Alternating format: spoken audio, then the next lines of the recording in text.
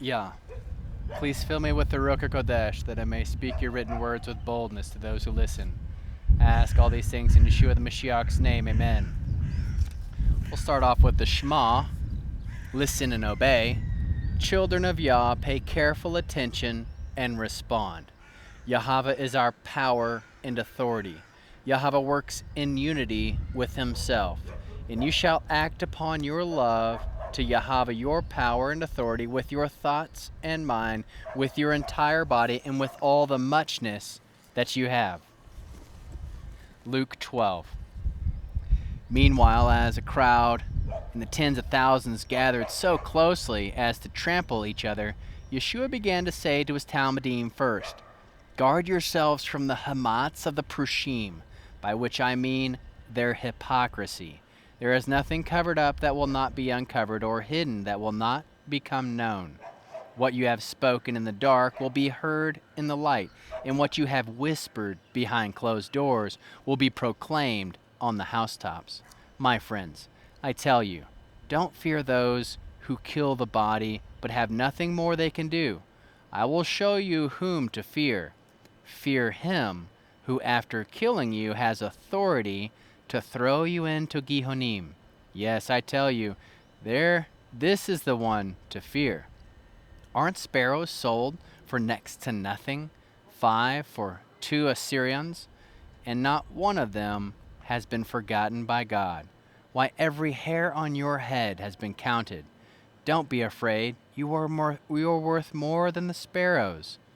Moreover, I tell you, whoever acknowledges me in the presence of others, the Son of Man will also acknowledge in the presence of God's angels. But whoever disowns me before others will be disowned before God's angels.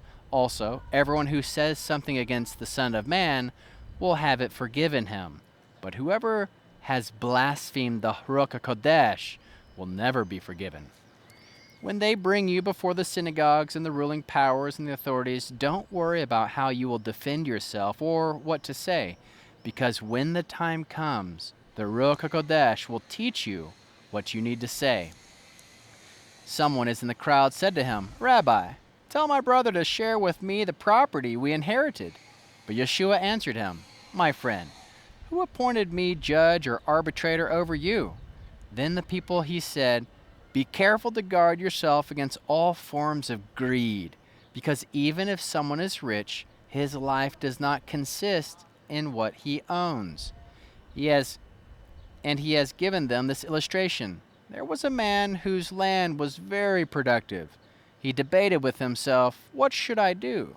I haven't enough room for all my crops." Then he said, "This is what I'll do. I'll tear down my barns and build bigger ones, and I'll store all my wheat and other goods there. Then I'll say to myself, 'You're a lucky man.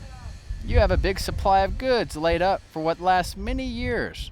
Start taking it easy. Eat, drink, enjoy. Big supply of good. Eat, drink, enjoy for yourself.'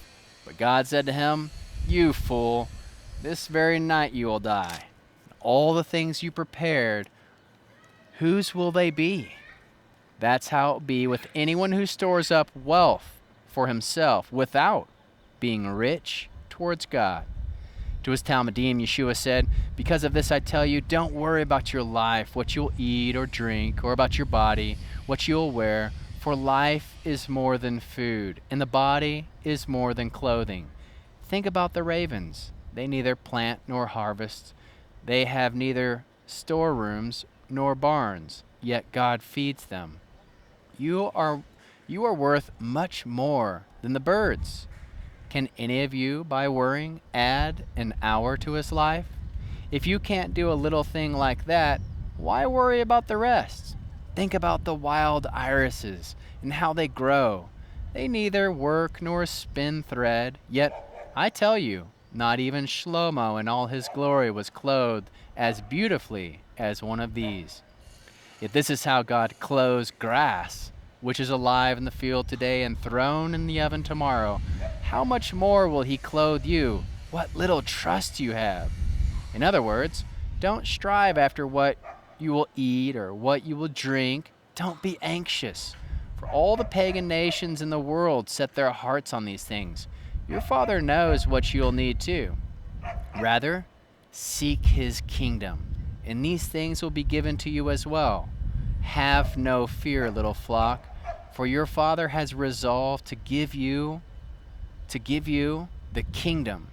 Sell what you own and do zadika.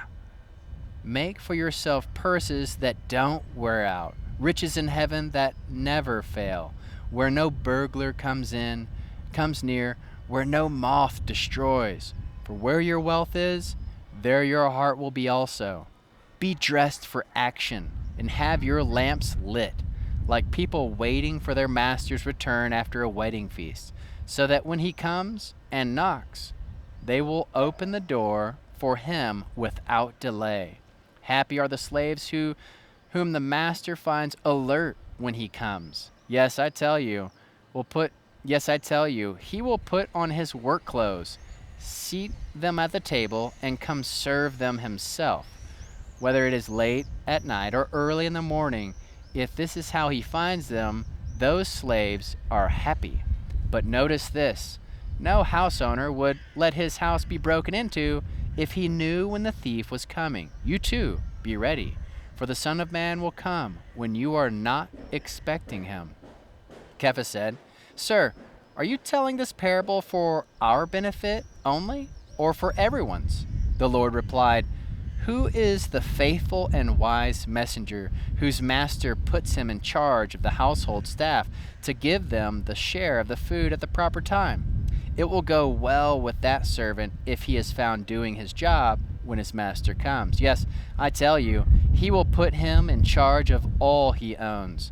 But if that servant says to himself, My master is taking his time coming, and starts bullying the men and women servants and eating and drinking and getting drunk, then his master will come on a day when the servant isn't expecting him, at a time when he doesn't know in advance. His master will cut him in two and put him with the disloyal.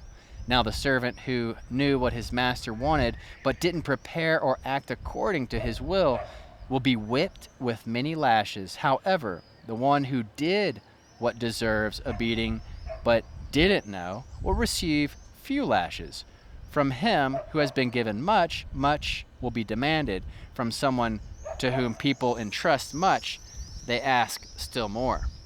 I have come to set fire to the earth, and how I wish it were already kindled. I have an immersion to undergo, how pressured I feel till it's over. Do you think that I have come to bring peace in the land? Not peace, I tell you, but division.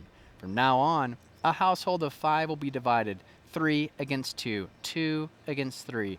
Father will be divided against son, and son against father, mother against daughter, and daughter against mother, mother-in-law against her daughter-in-law, and daughter-in-law against her mother-in-law.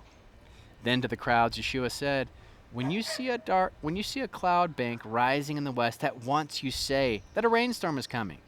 And when the wind is from the south, you say there will be a heat wave, and there is. Hypocrites!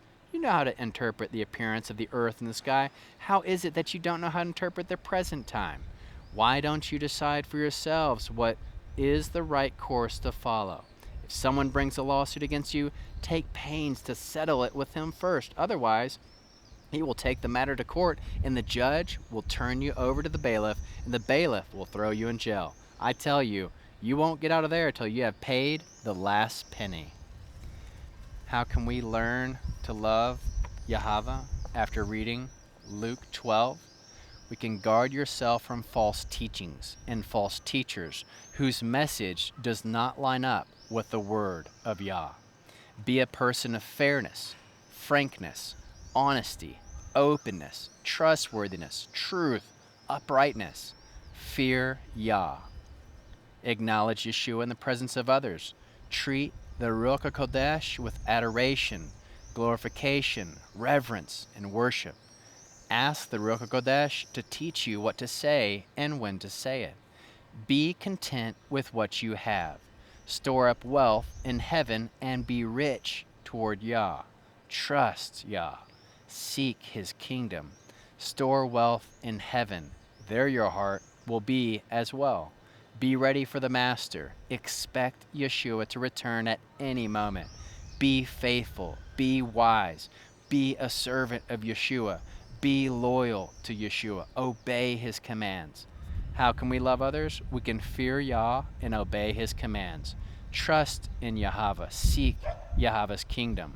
How can we produce fruit? Love, joy, peace, patience, kindness, goodness, faithfulness, humility, and self-control. How can we bear one another's burdens? We can listen with love. We'll end with the Arianic blessing because it's awesome.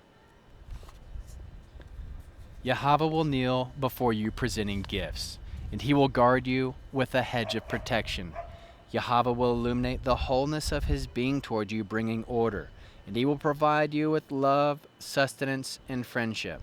Yahweh will lift up the wholeness of his being and look upon you and will set in place all you need to be whole and complete. Amen.